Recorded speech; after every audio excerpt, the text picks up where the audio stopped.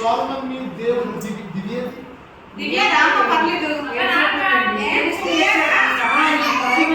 దేవుడు ఆమెకి అలవాటు చాటును చూసుకోవా దేవుడు మరి చక్కగా దేవుడు బిడ్డని దీవించి ఆస్వాదించి సొలొమోన్ని దివ్యని ప్రేమించి చక్కని బహుమానం దేవుడు ఇచ్చాడు.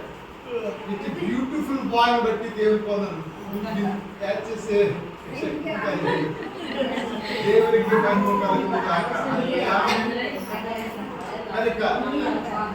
చిన్నారి బిడ్డ జ్ఞానంలో బుద్ధిలో సకల సంపదలో ప్రజల దయలో నీ దయలో వర్ధిల్లింపజేసి చిన్నారి మరి దేవుడు ఇచ్చిన బిడ్డే వివాహం తర్వాత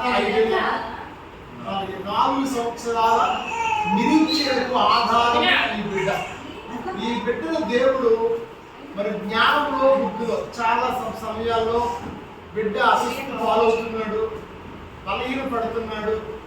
బిడ్డకి మంచి ఆరోగ్యం ఇచ్చి సంపూర్ణ ఆరోగ్యం చేత నింపి దీర్ఘాయుష్ దేవుడు ఇచ్చి కాపాడాలి. మరి బైబిల్ ఉంటుంది 127వ కీర్తన భాగం చదువుతారు ఒకసారి. 127వ కీర్తన భాగం చదువుతాం. 128వ కీర్తన భాగం మరొక చదవండి. సరేదమ్మా ఆ కీర్తన భాగంలో మాట్లాడుతున్నటువంటి కొన్ని మాటలు 127, 128 చదువుదాం. 127 చదువుదాం.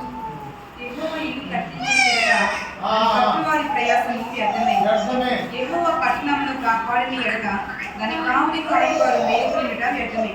మీరు వేకువనే లేచి చాలా రాత్రి అయిన తర్వాత పండుకొనొచ్చు, కష్టార్జితమైన ఆహారం తీసుకొనుట వ్యర్థమే. తన ప్రియులు నిద్రించుచుండగా ఆయన వారికి ఇచ్చుచున్నాడు. కుమారుడు యెహోవా అనుగ్రహించు స్వాస్థ్యము, గర్భఫలము ఆయన ఇచ్చు బహుమానమే.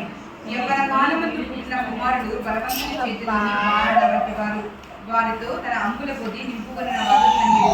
అట్టి వారు సిగ్గుపడక దునియాలో తన విరోధులతో వాదించుదురు. ఆమేన్.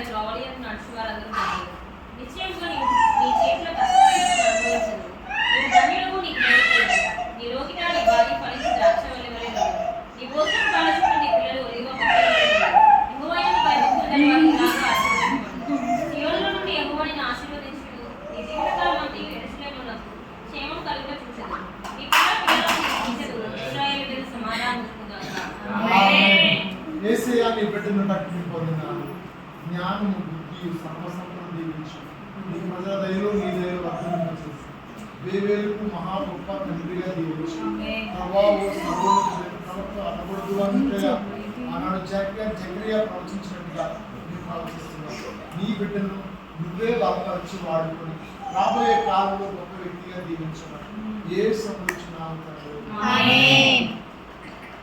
ఇల్లు